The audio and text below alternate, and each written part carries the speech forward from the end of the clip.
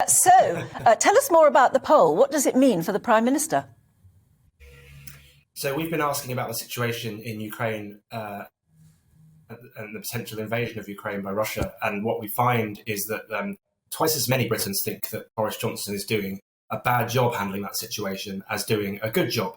Now, this should be seen, I think, in the context of the wider political situation at the moment. I'm not casting aspersions on how important the situation is with Russia and the potential invasion of Ukraine.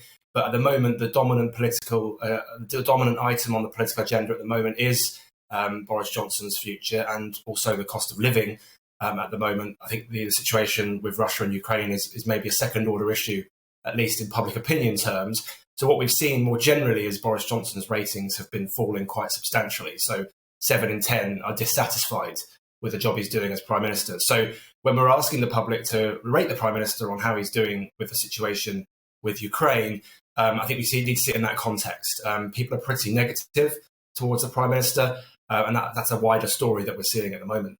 I mean, I've got to ask, why ask that question? Because, I mean, polls are all about the question, aren't they, as you know better than I do.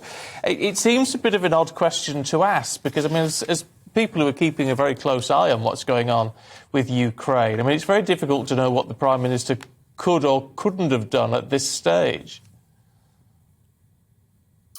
Well, that question is part of a wider poll where we ask about the situation there and also the types of actions that people would accept or not accept in response. So, for example, one of the things that we consistently see is around 1 in 5 Britons don't think Britain should intervene, either military or otherwise, abroad, and that's the case in this situation.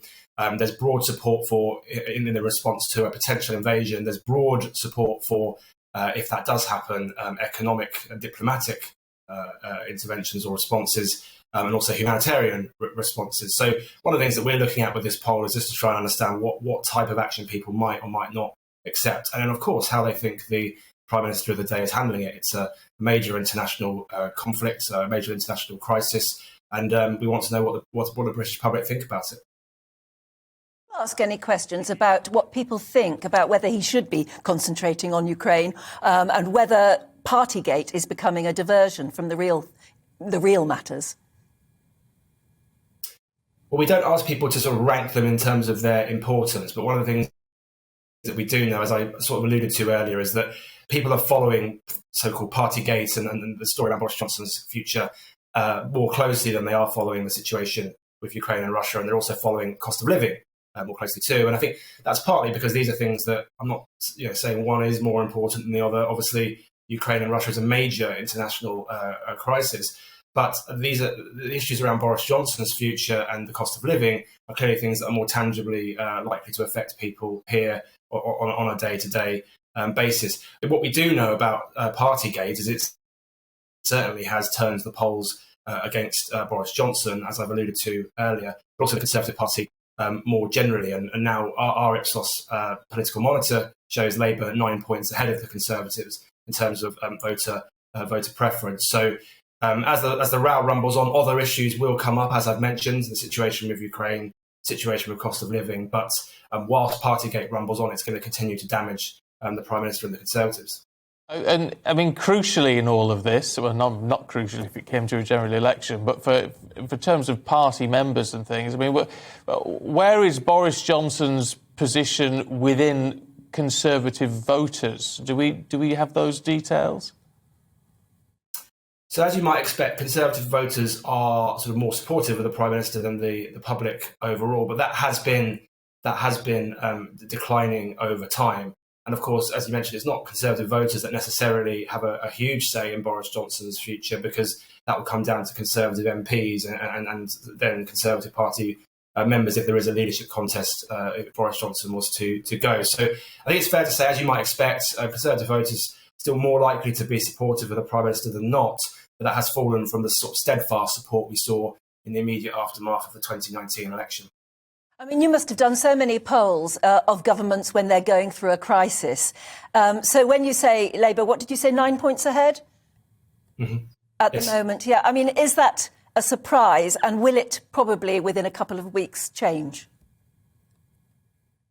Well, there's one thing I've learned in the last 5 years, so predicting how things may or may not change is a fool's errand. But look, oppositions do often lead the government in mid-parliament, mid-terms. So, I mean, a recent example of that in the not too distant past was Ed Miliband's Labour Party consistently led David Cameron's government in the polls. And of course, David Cameron went on to win re-election. So I think the important point when we look at the polls at the moment is they're probably saying more about Boris Johnson's potential future than they are what would happen at a future general election.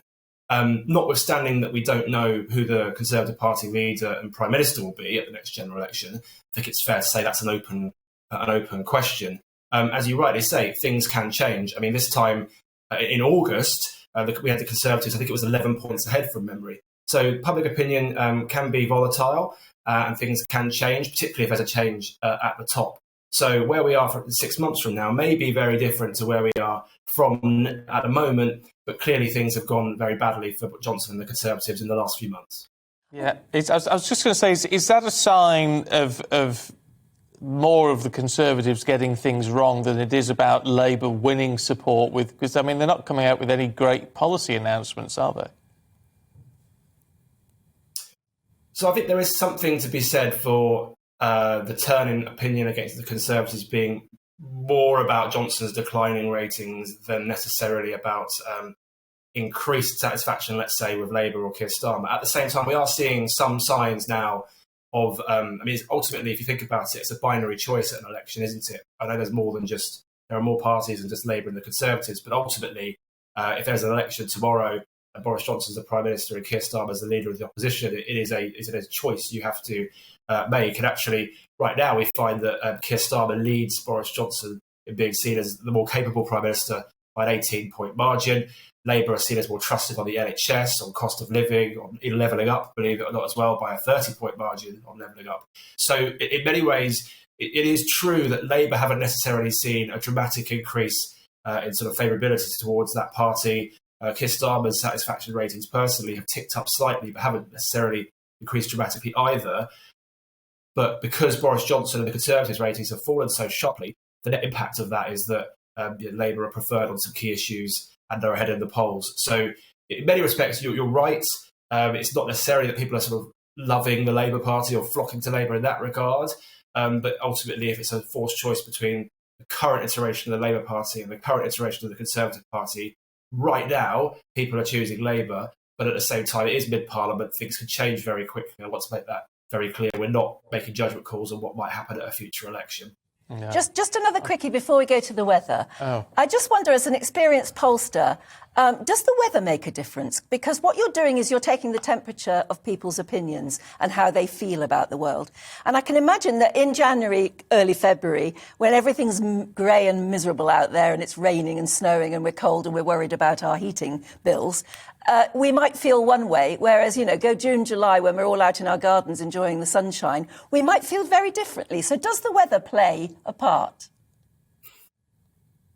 I wouldn't necessarily say there's a direct correlation, but I don't think it's completely irrelevant in the sense that, at least seasonally, we're in winter, people are worried about their energy prices, for example, because that's obviously an ongoing concern related to cost of living, utilities and bills and so on. And I suppose if it's really cold and wet and stuff, people might be more worried about that. But ultimately, it comes down to how much that's going to cost, doesn't it? We certainly don't. What we don't see is that every January and February the government's behind, and then when we get to summer, the government sort of surges ahead. There has been a bit of that in the last couple of years, but that's probably more related to coronavirus and the fact that the winter we've been sort of locked down and cases have been surging, and then in the summer cases have fallen and we've been sort of more out and about. So I wouldn't necessarily put that down to the weather per se. I think it's more about the pandemic.